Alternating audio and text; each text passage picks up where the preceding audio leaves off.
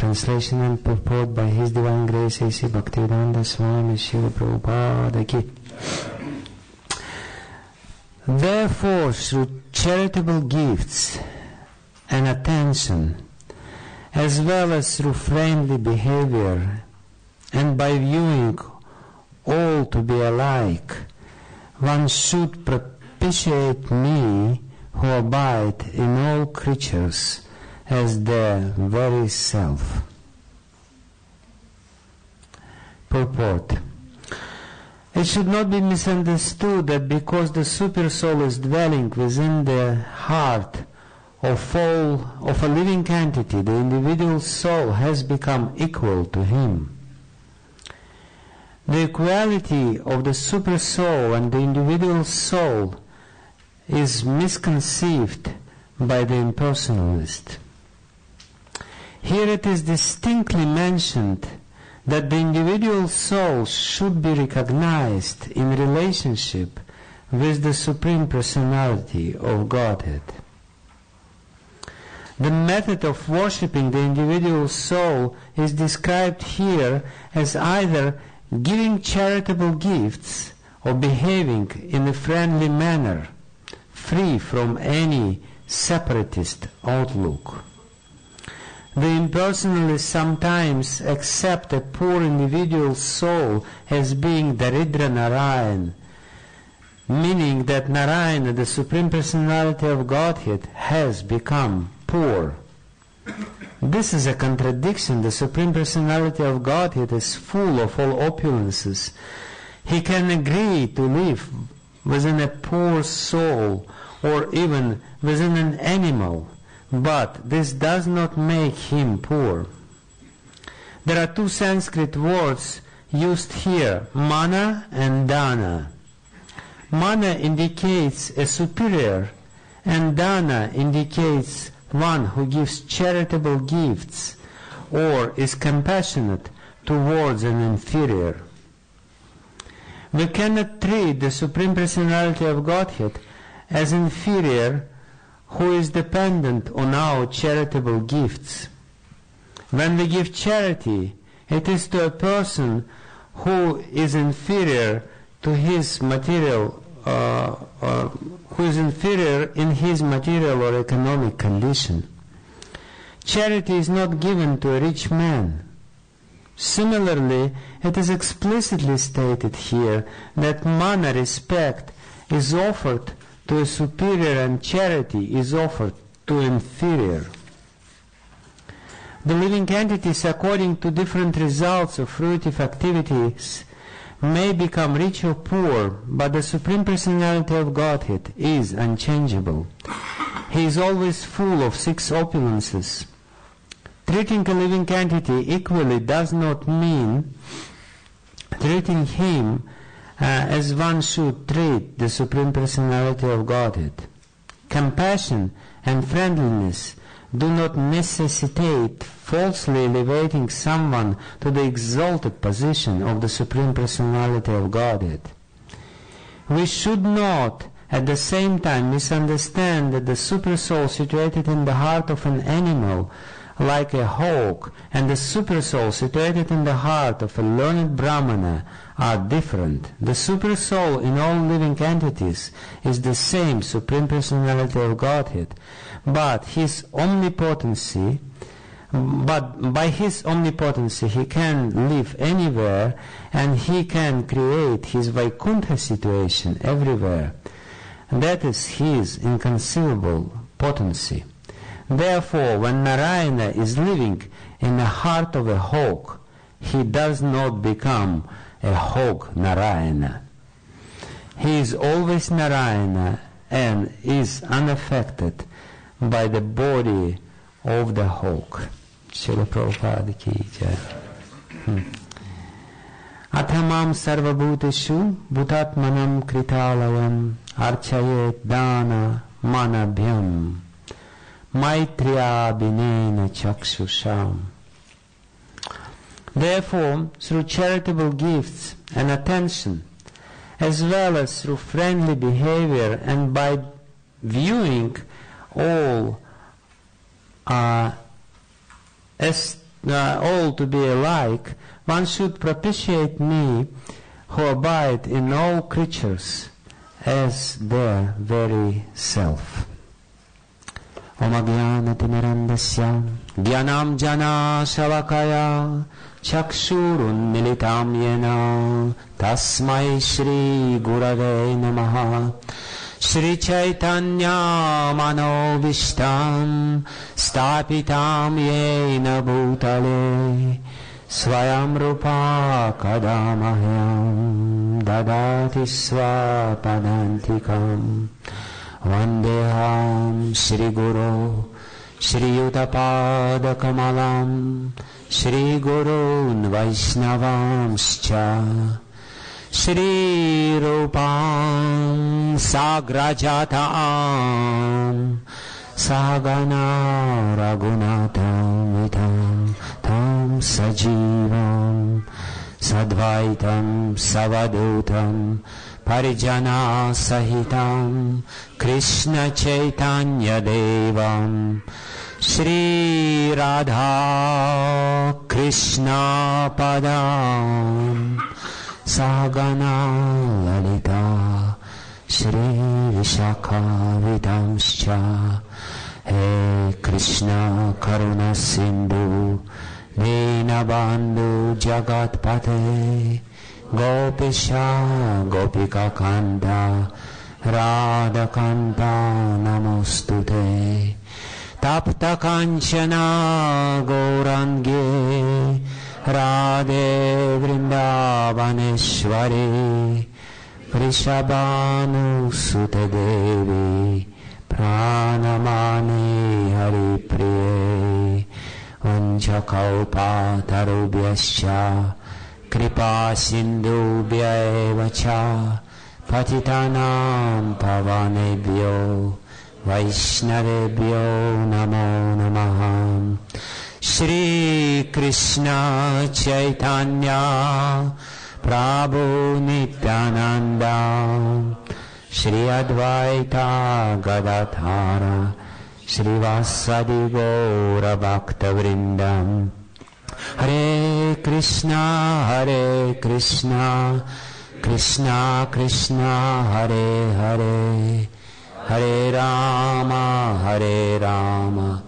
Rama Rama Hare Hare Ajanalambita Bhujokana Kavadata Sankirtanaika Pitaro Kamalaya Taksha Vishwambaro Dvijavaro Godharma Palam Vande Jagat Priyakaro Karunavataro Yandah Pravishya Mama Vacham Mamam Prasuptam Sanjivayata Kila Shakti Darah Svadam Nanyamscha Hasta Charana Shravanatva Agadim Pranannamo Bhagavate Purushaya Tubhyam.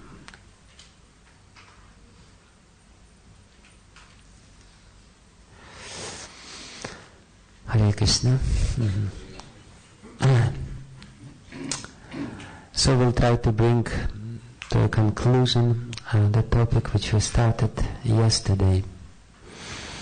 And I wanted to begin with my talk today with stating that we all have envy. And Srila Bhaktivinoda Thakur, analyzing anarthas, of which envy is the most dangerous one, because it is completely opposite to love. They are in total opposition towards each other.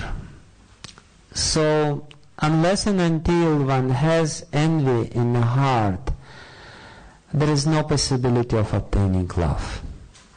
Because they're contrary, they're not compatible, they cannot live together. And we want to love Krishna, and Krishna happened to be everywhere. Krishna happened to be everything. Therefore, loving Krishna and hating anything or anybody is totally contradictory. It just doesn't make any sense. So to obtain love of Godhead, one has to get rid of this disease of envy, or matsarya within the heart, of this spirit which is there and which basically plunges us into this ocean of material existence. And therefore, in the very beginning of Srimad Bhagavatam, it is said, Dharmakaitava Projeta Paramonir Matsaranam Satam, that to understand Srimad Bhagavatam, one has to be non-envious. Because to understand Srimad Bhagavatam means to understand Krishna. To understand Srimad Bhagavatam means to love Krishna. To love Krishna means somehow or other to get rid of this disease of envy within the heart. And Srila Bhaktivinoda Thakur, while explaining the evolution of anarthas, he traces them down to the root cause of all anarthas and all our problems, that is ignorance. He gives this anatomy of the cloud of anarthas which block the power of devotional service. Yesterday I mentioned that the devotional service is naturally powerful. It has svabhaviki, in the very nature of pure devotional service or such elements or such processes of devotional service and hearing and chanting are very powerful. But there is a blockage. There is a blocking force which is very powerful, and this is basically consists of anarthas within our heart. And Bhaktivinoda Thakur, he traces them down to the original anartha, which is ignorance. Everything starts with ignorance. All our problems are stemming from the ignorance. And Bhaktivinoda Thakur, he classifies all the anarthas into 16 categories, which are very important to understand how they develop.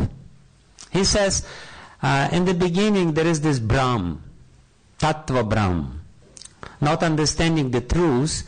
And he says that it's of four kinds: Svatattva, Brahm, not understanding who you are, basically taking yourself as the body, not understanding the eternal nature of the soul, not understanding the nature of the soul as the servant. Paratattva, Vibram or Brahm. The mistake of Paratattva, we don't understand who is Paratattva. We don't understand the essential qualities of Paratattva. Paratattva means God, but God, sometimes, we can see the picture of God. He's little, lost some of his hairs, and he has a long beard, and he's gray hairs, and he's sitting somewhere in a cloud, and with great sadness in his eyes looks what's going on in this earth. So it's a typical example of Paratattva Brahm, because God is everywhere. God is all potent, He is all powerful, He is all loving. And this is, people cannot understand. They say either He is all loving or He is all powerful. They have this really funny problem of the evil in this world. And this is all manifestation of Paratattva Brahm. And it starts from the misunderstanding the basic quality of the Lord. And the basic quality of the Lord is reflected in His name as Vishnu. Who is Vishnu? What Vishnu means? Vishnu means the one who entered everywhere. The omnipresence of the Lord is a very essential quality, and before we understand the omnipresence of the Lord, we are in this, the Lord is present in my heart, the Lord is present in everyone's heart, Lord is present everywhere. Unless we understand this, that this creation is His and He is pervading all this creation, we are in this ignorant condition. And then, very interestingly, he says, of course, next point is that because we don't understand our nature, we don't understand the nature of God, we don't understand tattva of sadhana and sadhya. We don't understand what should be the process, what should be the spiritual practice. It's actually very important because the spiritual practice is derived from Sambandha Gyan, from the understanding of tattva, the nature of the soul and God. It's in natural consequences. The spiritual practice should be very consistent with the understanding of who is God and who is soul. Like, for example, I was thinking about this. I'm lately, quite trying to study a little bit philosophy of Madhvacharya. And it's, even though he is our original Acharya, one of the original Acharyas to whom we trace our lineage, our spiritual lineage, his understanding is very much different than ours.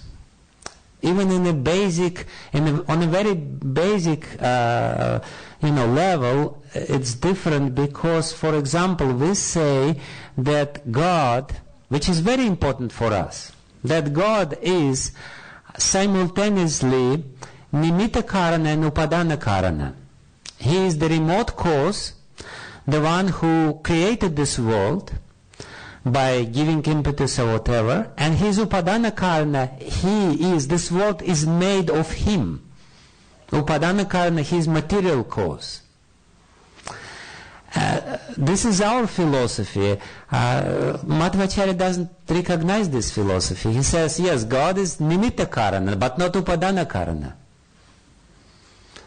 World is not made of him. It's different. It's matter, and matter is categorically different according to his philosophy of Dvaita. So the very important consequence is, there is very important ethical consequence.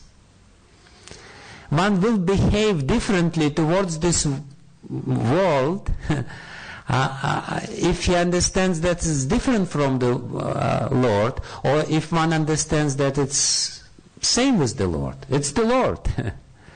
So, and that's very important. Therefore, the mood, the attitude which followers of Madhvacharya Sampradaya have is completely different than the Gaudiyas. Gaudiyas, they stress humility, they stress respect, they stress all these qualities. And, Madhvas, they are different. They are very feisty. They are fighting with everyone, as Madhvacharya was fighting.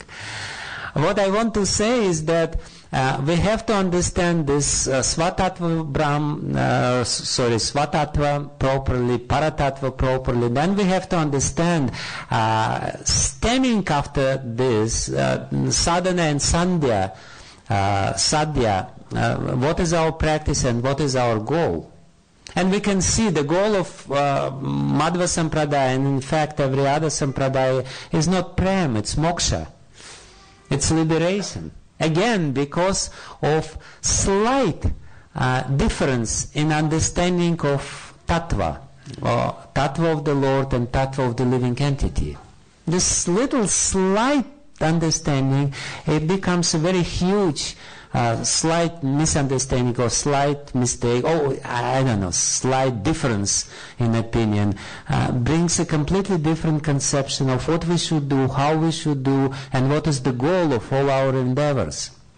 And then, very important, because this is extremely important, and in fact, Srila Bhaktivinoda Thakur, by listing these ignorances, he actually refers to Sri Sampradaya, which also agree with this, that Sri Sampradaya says that there are 5 basic truths which we have to understand. This is the truth about the soul, the truth about the Supreme Lord, the truth about the means of sadhana, the truth about the goal of sadhya. And then the fifth one is very important. Tad Vishaya Viroda Brahm. Bhakti Vijnana Thakur says that besides that, one would say that this is enough to understand. You understand who is the soul, you understand who is the Supreme Lord, you understand what you're supposed to do, and you understand what is the goal of all your endeavors. What else is there? What else do we need to know? Shri Radha Gokulananda ki jai, Shri Sitaram Lakshman Hanuman ki jai, Shri Gaur Nitai ki jai. So, what else do we need to know?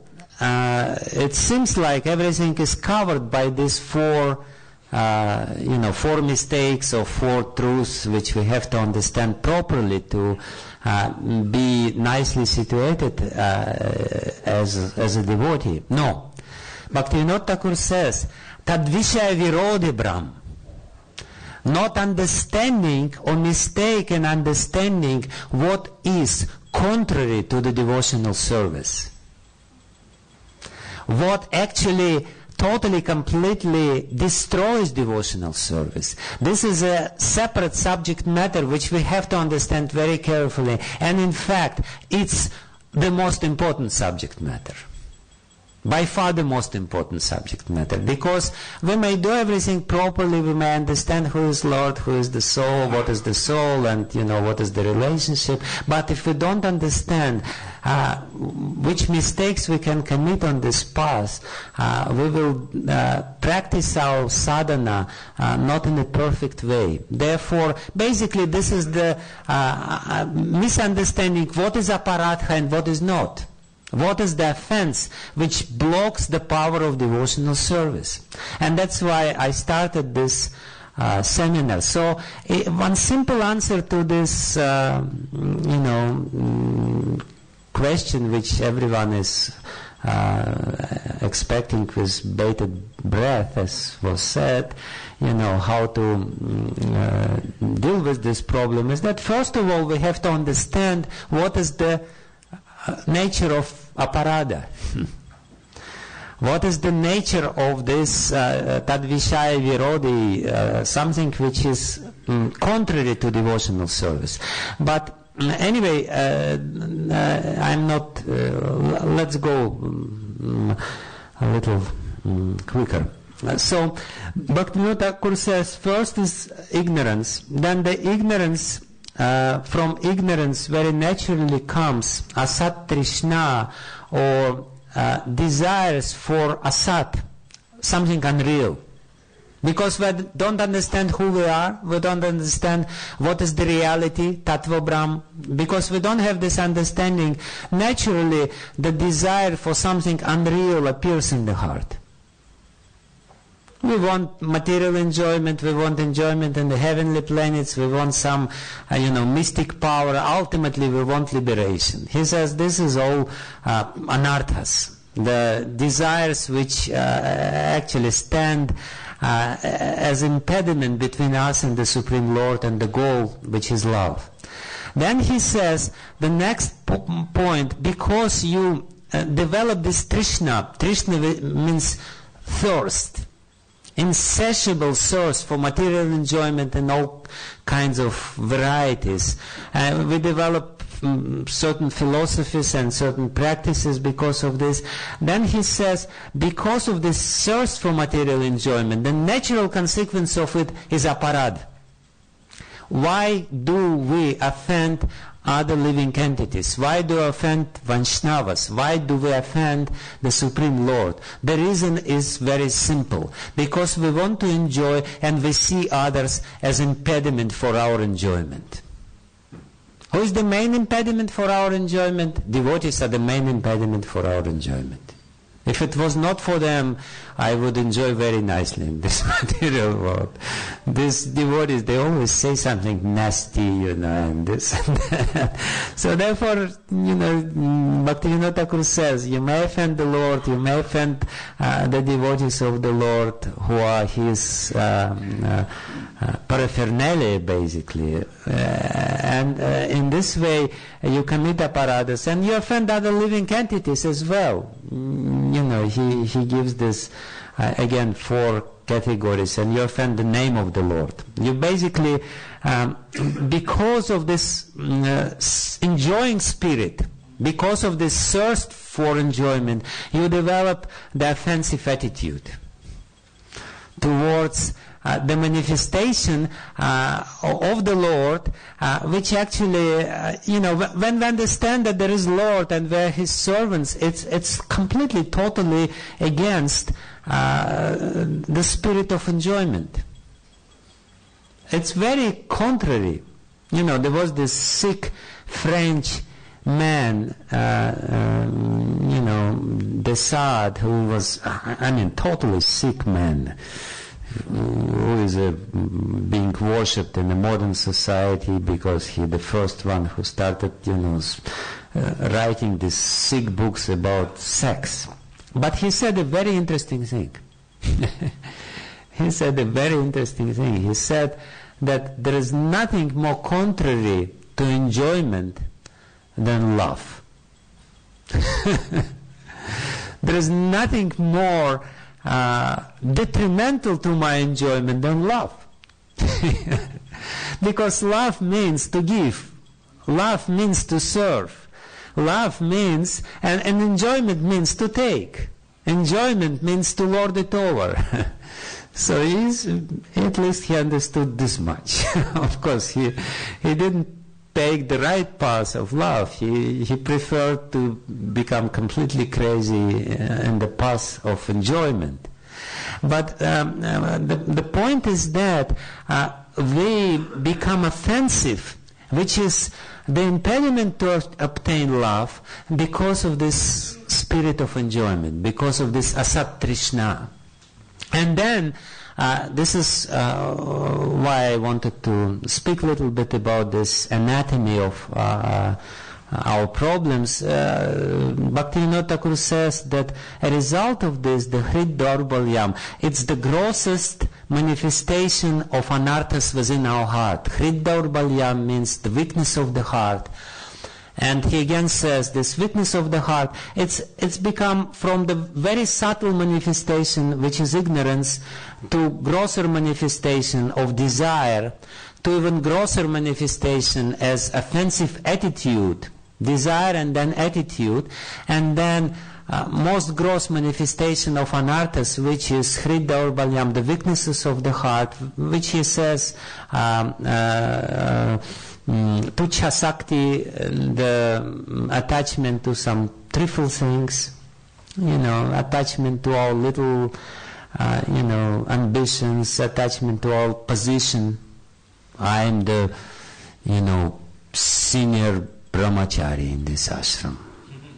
This is called Tuchha Sakti. And if somebody kicks me out, I am this, I am that. We have so many completely ridiculous attachments in the heart. Absolutely, so ridiculous.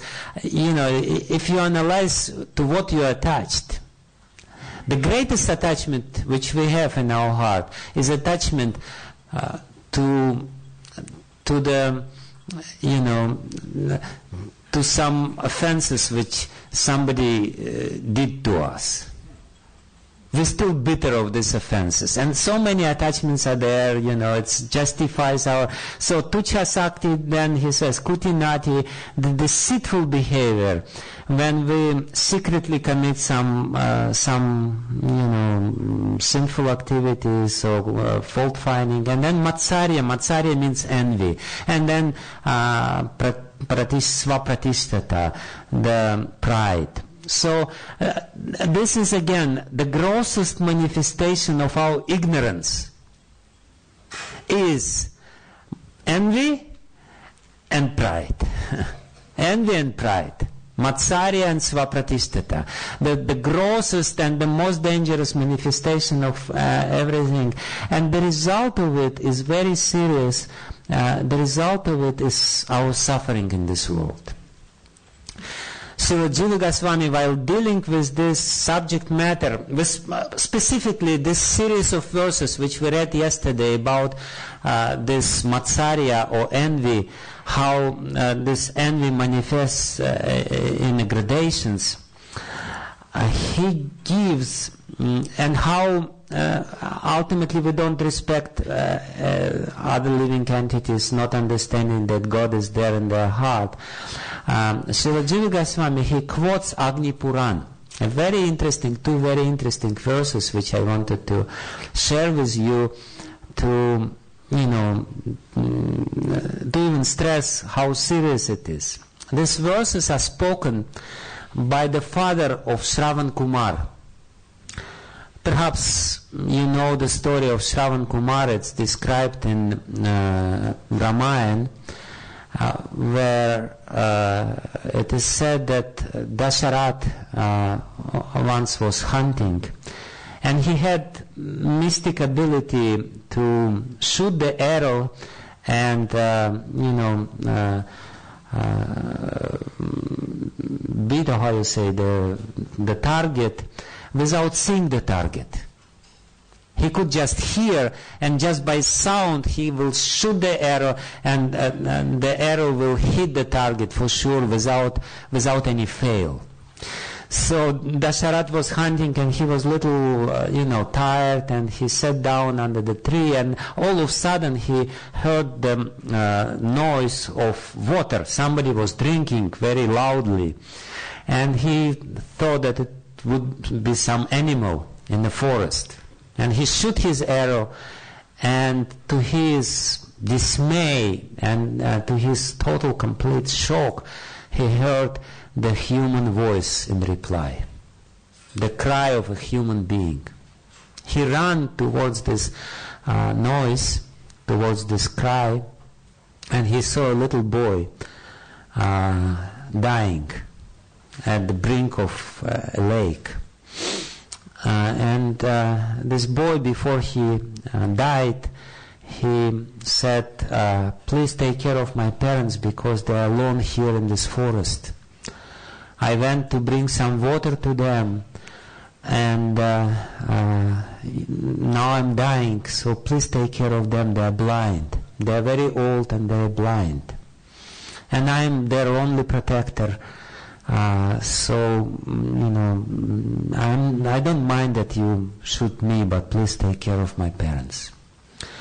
And Dasharat, he was, to make it even worse, now he has to take this dead body of this little boy and to bring it to his parents. So when he comes, initially the parents are all elated. They say, oh, Shravan Kumar, you're coming, so nice.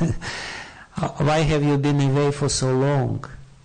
And then Dasharat, he puts the dead body of the boy on the lap of the blind father. And he says, I'm really sorry, but I, King Dasharat, killed your son. And he's now dead. And he's laying on your lap. And of course, at that moment, this father, blind father of Shravan Kumar, started lamenting, and he started saying, oh my Lord, why did it happen to me? What have I done? He didn't blame Dasharat. Of course, he cursed him, but he said, he didn't really curse him. He said, I'm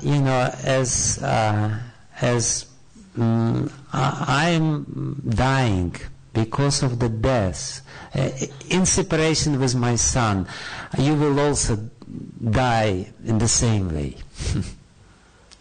Being separated with your son, you will also die from the separation of your son.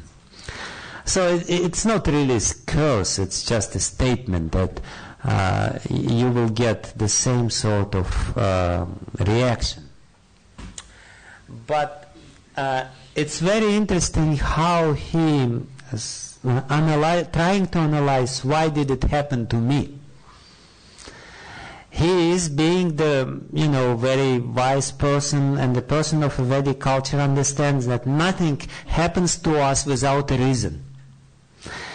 So he says, why did it happen to me? And he says, it must be, and he gives two reasons why this terrible grief can fall upon my head. He says, Shila buddhi krita kim va pratimayam harer maya. He says, perhaps I've seen the deity of the Lord. And I had Shila buddhi, this is just a stone. I looked at the deity and I said, oh, this is just a statue, Just nicely dressed, but just a statue. He says, this might be one reason, because this is a grievous offense. We don't understand that the Lord is everywhere. That Lord, when He wants, He can manifest through the deity. And He manifests, He does manifest.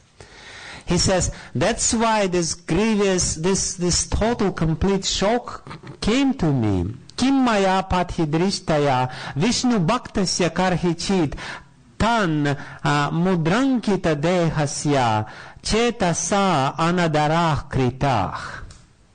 Yena karma vipakena putra shoka manedrishach. He says, Yena karma vipakena, because of this karma, by this karma, Yena karma vipakena, by the consequences, the reaction of this karma, putra shoka mamadrishach. Therefore, I lost the most dear one, my son, putra shoka mamadrishach. It came to me because of this. But the second offense, the second karma, dushkarma, which he might have created, he says, Kim maya pathidrishtaya, perhaps in front of my eyes, Vishnu bhaktasya karhichit. Once, karhichit, Vishnu bhaktasya came Vishnu bhakta.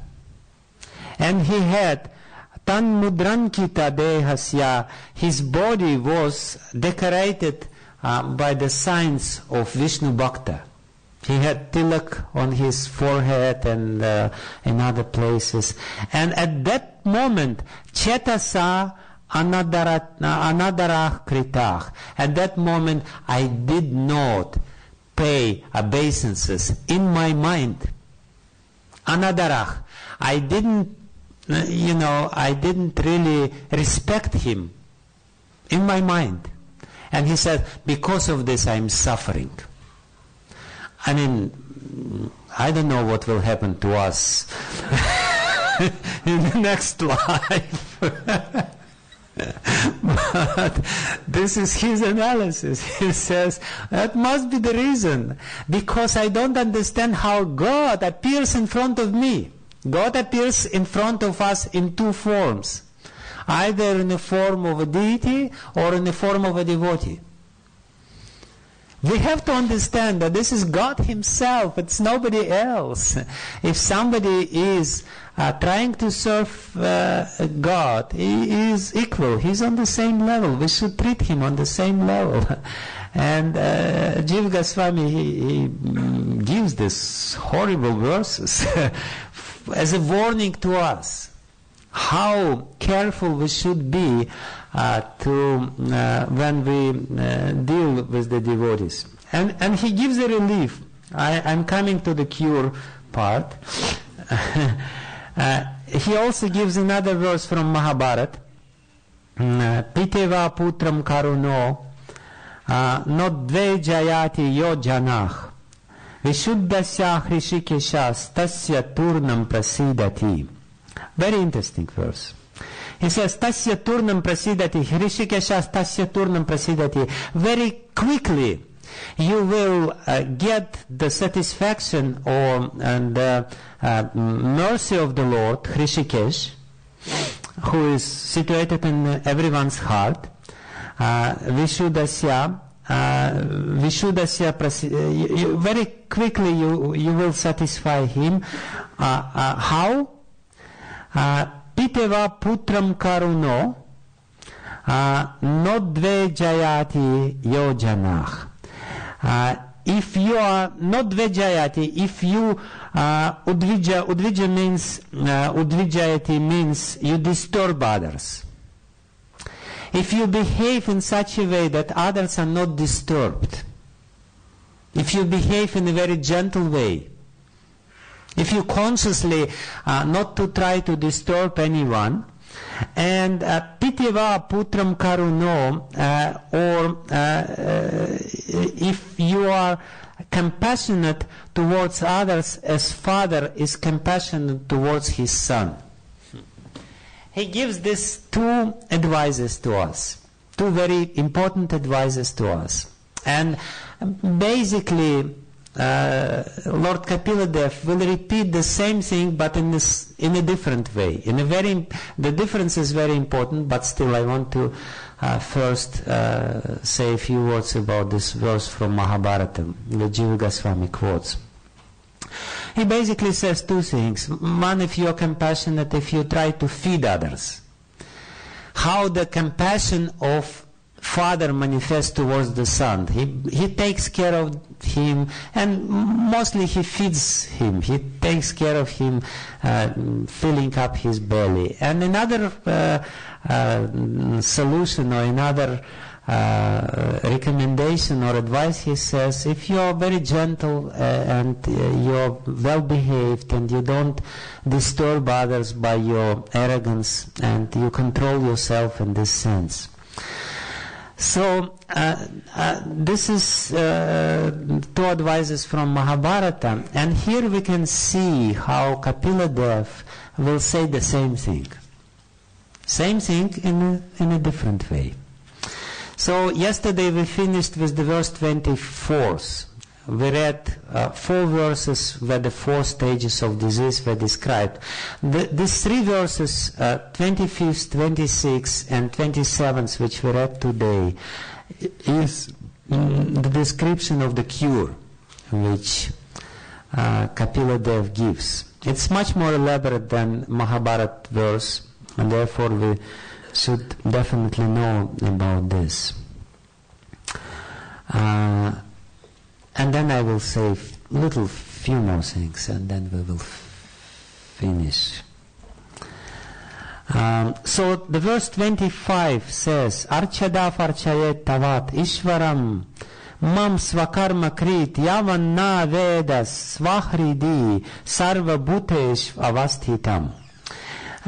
Lord Kapila Dev in 4 verses said that your worship to me is completely useless if you don't understand that I am not situated in, that I situated in the heart of every living entities. 4 verses before he said, even if you worship the deity, it's useless. It's as if you're pouring the ghee on the ashes. Here he says, complete shock. Archadav archayet tavat ishvaram mam svakarma krit. You worship the deity. So, how to deal with this problem? It's not that you stop worshipping the Lord. The wrong understanding of this description which was given before is that, okay, I understand, my worship of the Lord, of the deity is useless, so why should I bother? Because I don't understand that Krishna is in the heart of everyone, I should probably stop it and stop altogether this useless endeavors, stop my chanting, stop everything because it's useless.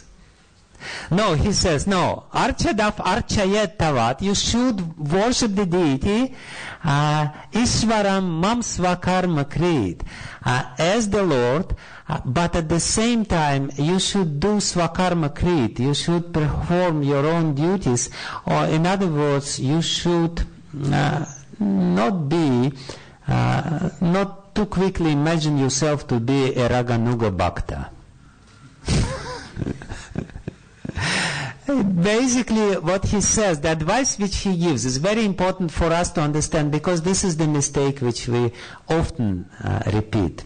Sometimes we say, oh, I should just worship the Lord, because it is said in 11th canto of Srimad Bhagavatam, Devarshi bhutaptan rinam pitrinam na kinkara naam rinicharajan. I am not kinkara, sorry, I am not supposed to, serve anyone, and I don't have any debt towards anyone, Bhutapta, all these Bhutas and Aptas and whoever it is, I'm just serving the Lord.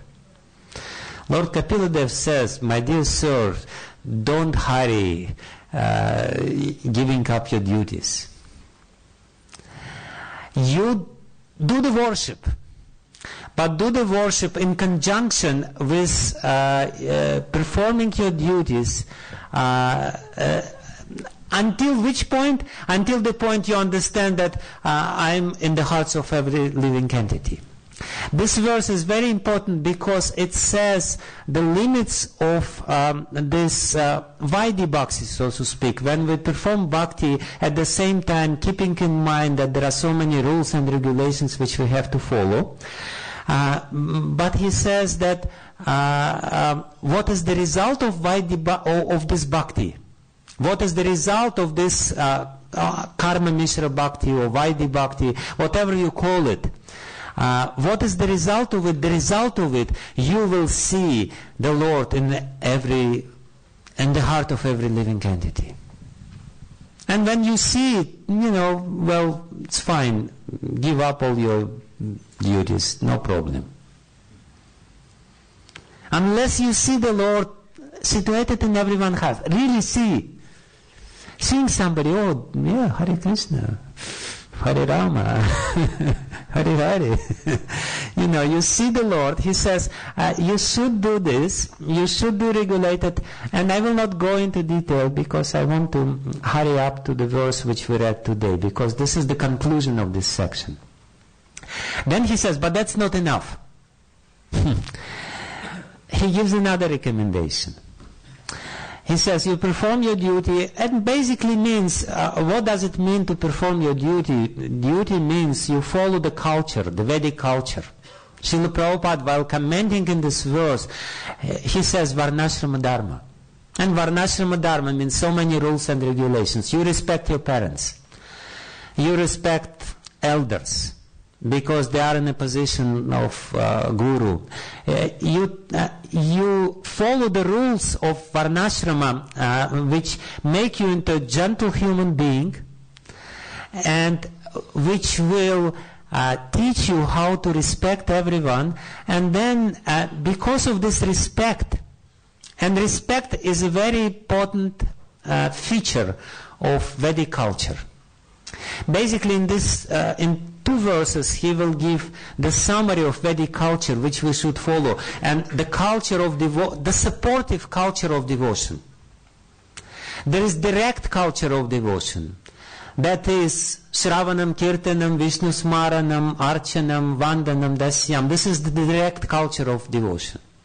Chanting of Hare Krishna mantra, dancing in Kirtan, and so many other things. But then, before our heart is clean, when the heart is not yet clean, and we don't see the presence of the Lord, we don't feel the presence of the Lord, there is another aspect of our culture which we should very strictly follow. This is the supportive culture, Vedic culture. And one feature of this culture, very important, is that you basically, if you say just 2 lines about Vedic culture, it's respect of elders. Anyone who is in the position of elders we have to respect, and basically respect of everyone according to the position. Try to respect everyone according to rules. And then in the next verse he will give another very important feature of the culture, of our internal culture which we should follow. Very interestingly, Atmanascha parasyapi yah karot antarodaram tasya bhinna drishom rityur vidadhe bhayam ulbanam. He says, as a blazing fire of death, I cause great fear to whoever makes the least discrimination between himself and other living entity because of differentiation outlook.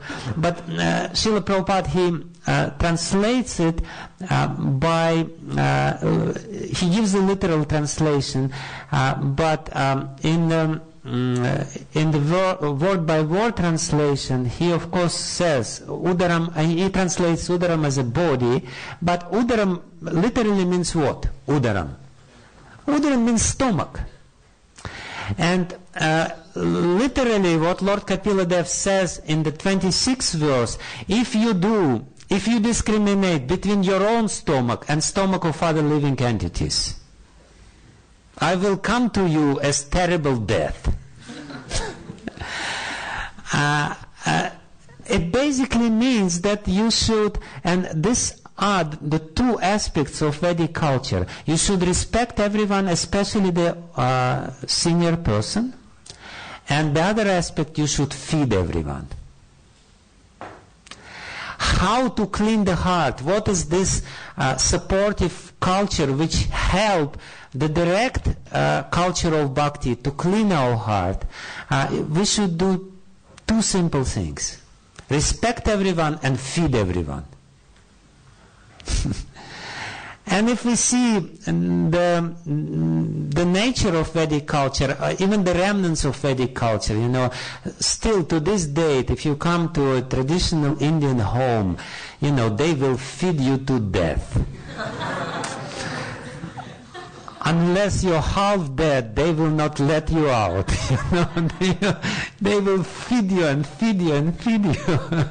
And they will, and they will do it in such a nice way that you will not be able to refuse. It's virtually impossible. I was in one house, I still to this date I remember how I was fed, because it was done with such a love.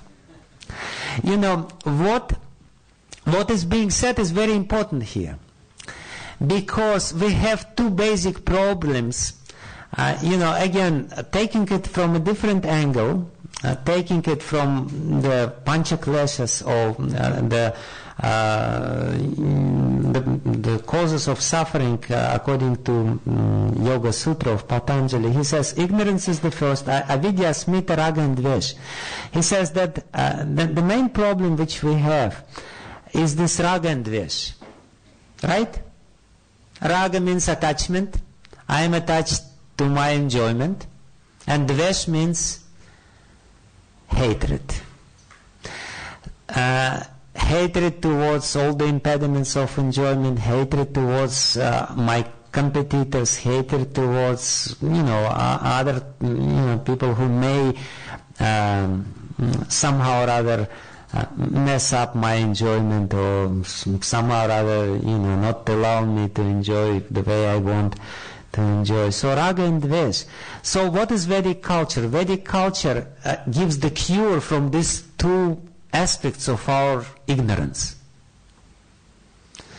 Raga, what is the cure of raga? Raga means enjoyment, and what is the main enjoyment in this material world? Some say sex, but it's not sex. Sex is a very limited thing, and the basic enjoyment is eating, right?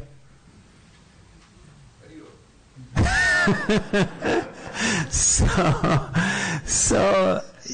what is the cure? You should first do what? Before eating yourself, you should do what? You should feed others. In this way, you temper your rag, and you will get great satisfaction. You will get the experience of love. When you're feeding others, you really are much more happy than the others. I remember it myself, of course. For a long time now, I'm being fed. So and I don't feed anyone. But there was a time when I was cooking to somebody and feeding others, and you cook for somebody, you cook a big feast and you feed them and you don't eat, and then after this you're completely satisfied. You don't need to eat. You're much more happy than all these people. These people are just and you are happy, you have energy, your raga is controlled by feeding others. If you place the desire, the hunger of others ahead of your own hunger, your own stomach, and then this is the solution for this disease of raga. And, the disease of dvesha, raga and dvesha, the hatred, what is the disease of this? You respect everyone. You respect those people. You offer them respect. You offer obeisances. You behave in a very nice, gentle, and humble way in front of people. And we know,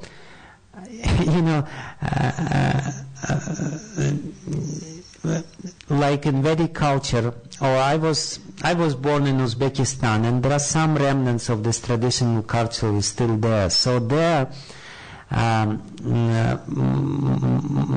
husband and wife call each other, by using using plural. Of course, in English you use plural to everyone. You only use singular to God. Somehow. But plural, using plural is a sign of respect. And in Russian this distinction is very much clear. To junior people you use singular, but you use plural as a sign of respect. So when you use plural, it's not so in English because the distinction was lost. It's an important distinction because distinction should be there. But when you use plural, even when the husband and wife fight with each other, because they use respectful address to each other, the fight will never become as intense. They fight, no doubt about it, but it's very respectful kind of fighting. The certain respect is there, and respect, limits hatred. This respect actually ultimately helps us to get rid of this disease of hatred. And that's what we're supposed to do. This is the two advice which he gives, and the present verse actually summarizes everything. So he says, yes, we have this problem of envy within our heart, and if you want to get rid of the envy within your heart, you continue your devotional practice for sure. Try to chant nicely, but at the same time, please remember these two additional rules, which are the rules of the culture. You feed others, you welcome others, and you respect others, especially elders. And in this verse, Prabhupada explains the same thing. He says, man and dan. Two rules are there, two supportive rules to cure us from this disease. Man means respect, and respect towards what? Towards elders. Dan means giving charity, giving food, and that's, Prabhupada explains, usually towards juniors, but basically you may interpret it this way, respect towards elders and feeding juniors, but it doesn't mean that you don't feed elders and only respect them. And it doesn't also mean that you don't respect juniors. You have to respect juniors because Krishna is in the heart of everyone. But he summarizes this. Atha means therefore. Therefore means the summary of this section. this section of 7 verses is summarized in this 27th verse. And therefore he says, Archayet, you should worship me. Kapila Dev says, Archayet, you have to worship. How do you worship? Dana manadhyam maitriya abhinena chakshusha. Don't discriminate between yourself and other living entities. Abhinena chakshusha. You should look with equal vision to other living entities. Don't be separatist. Don't be egocentric, egoistic rascal. Don't think that you are the center of the universe. Develop different approach towards other living entities. Athamam sarvabhuteshu bhutatmanam kritalayam. What you should do, he gives 3 advices here. Manadana maitri. Abhinena chakshusha. You give food to everyone, or you give some gifts. You try to please others by giving something. And the basic thing which we can give something. It's amazing how people are pleased when you give them something. And how they their heart completely softens. Sometimes, I come to completely unknown persons who don't know me, whom I don't know, and give them some fruit. And it's just, people, initially reaction is just complete shock. Why do you give this to me? But then they become completely, it's not that they're hungry and they need fruit, but it's love. This is how you manifest your love. Even if you don't feel love, you just still give. And you will feel some love. And the person will feel some love from you. Therefore, Kapila Dev says, Archayat, how you worship me? You worship me in a proper way, but at the same time you worship other living entities without thinking that they're different from you. By man, giving respect. By dan, giving them some gifts. And by maitri, by general friendliness. Try to develop this spirit of friendliness. They are my friends. They are not my competitors. They are not somebody who against me. Just generally, just be friendly. What is more simple? Just smile to them. It's if we go to India, it's still, the friendliness is still very much there, this personal kind of attitude. If you go to West, people, they live next to each other. They don't know how, what is the name of the person. They don't even say hello. Prabhupada, when he was working in London, there was this English gentleman. In the morning, Srila Prabhupada would say hello, and these people say hello. And devotees ask Prabhupada, why do you say hello to them? Why don't you say Hare Krishna?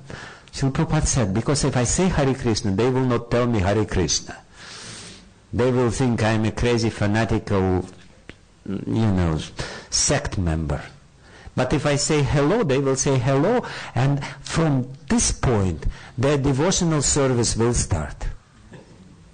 Because they said good morning. They wish something good. And this is what, this is the culture, and this is Vaishnava culture. Vaishnava culture means respect everyone, feed everyone, be nice to everyone, be friendly to everyone. And in this way, you will very quickly understand that God is present in everyone's heart. And you will be able to see Him, you will be able to relate to Him, and you will be able to really love Him. Without this, jumping over this sort of attitude, you will not be able to develop love of God. While I was thinking about this seminar, one story came to my mind. it's a story from Mahabharata. The story how this notion or this culture of respect, how all-pervasive it was. This respect towards other living entities was very much there in the minds of people of Vedic culture. It's unfortunately it's gone. It's practically gone. Even in India, it's not so much there anymore, because people used to worship mountains, used to worship trees, used to worship practically every living entity. My initial shock was when I saw one man near Govardhan. And this man, he was kind of, crawling down and doing something on the earth. And I was wondering what he was doing. And he was standing up and going further and again, doing something. So I was wondering what he was doing. And I looked more closely and I realized that he is feeding ants. He had little rice flour with little sugar. And whenever he would see ants crawling, he would bend down and would give them little flour and little sugar. And he's worshipping these little ants, taking care of them. We know the story from Prabhupada Lilamrita, how Prabhupada's father was feeding snakes and rats. And rats would not eat the goods in Prabhupada's father's shop because they are just members of the family. Just respect them. God is there in their heart as well. And the story from Mahabharata is, of course, a little funny, because when Bhim was trying to find some 1,000-petal lotus for Draupadi, he met an old monkey in the forest, and the monkey was laying across the road. So Bhim says, just get out, get out, give me the way. The monkey says, no, I'm too old. If you want, just step over me. Bhima said, no, I cannot step over you because it's very disrespectful. It's a monkey. And it's a pure devotee. Pure devotee doesn't have to respect anyone, right? It's Bhima, he's Mahabhagavat. He sees this monkey, and the monkey himself says, step over me, no problem. He couldn't even step over his tail. It was too difficult for him because it's so disrespectful to step over somebody, And when we see what devotees are doing, sometimes, we don't mind stepping over anyone, stepping on anyone.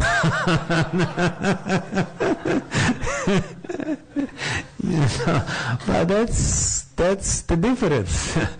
There is this culture of respect where we understand God is everywhere. And unless we understand that God is everywhere and He manifests in different ways, and we should respect, if we want to develop love of God, we should understand all His different manifestations. And then, of course, the next section, just to say a few words about the next section of this, very important, I think 6.5 verses. Lord Kapila Dev gives the gradation of living entities. Respect towards all living entities does not mean that you respect them equally. We are not impersonalists. And basically what he will say here, that you respect them in the mind if they are lower species, not necessarily to bow down, but if you see somebody who has very developed consciousness, especially saintly person, this is the real object of respect, the complete object of respect. Everyone else you also respect. But respect in the heart, respect in the mind, harbor these friendly feelings towards them. So the whole evolutional ladder, he will describe how the consciousness developed from the lowest stages of development of consciousness towards the highest stages of development of consciousness, saying that you should respect everyone no matter how low his consciousness is, but still there is gradations of your respect. Still try to understand who is closer to God, because the development of consciousness is according to the closeness of God, or the depths of understanding God. So if you see somebody who understands God, he is your worshipable deity. He is somebody you should worship without any reservation. Not to speak about, don't even think about offending him. That will be completely suicidal for your spiritual life. That will totally, completely kill any hope for spiritual development. So this is the, idea of this section. And ultimately, and this is the last thing which I will say before we will have some questions. Shruti Dharma Prabhu said that we'll have some time. The last thing which I want to say is that about this series of verses where Lord Kapila Dev says, one who doesn't see me in the heart of every living entity, he is just a rascal. So seeing God, how is it possible for us to see Him? Of course, I did explain how it is possible. If you follow this, you will see Him. But initially, what is most important, what is very important, we don't see God in the heart of our other living entities. We don't see God in the heart of other human beings. But we should remember that He is there. This is what Prabhupada said in yesterday's verse, that we should always remind ourselves God is there. And if we remember about this, if we're mindful about this, if we're conscious that God is in the heart of every living entity, this is the sign that we have what? That we have faith. And if we behave contrary to this understanding that God is everywhere, and specifically the God is in the heart of living entities, human beings, and specifically devotees, in a much more pronounced way, He is there in the heart of devotees. It means that we are who? We are faithless atheists. To see God on our level means to believe that He is there, and to behave, to mold our life, our behavior accordingly in a way which is appropriate to this understanding. God is in the heart of everyone. Therefore, I have no right to hate anyone. I have no right even to look down at anyone. Because how I can look down at anyone? God is there. And if I want to love God, I have to love His creation. It's completely silly idea that I love God, but let me do whatever I like with in this world. Let me mess it up and let me spoil the nature, spoil the environment, contaminate everything, and fight with everyone, and blow somebody up because he follows some other religion. This is sick idea, crazy idea. How this sort of understanding that God is pleased when we blow somebody up, when we kill somebody, I will go to heaven. Yeah, of course, obviously you will go to heaven, but you will be a little surprised to see how the heaven looks like.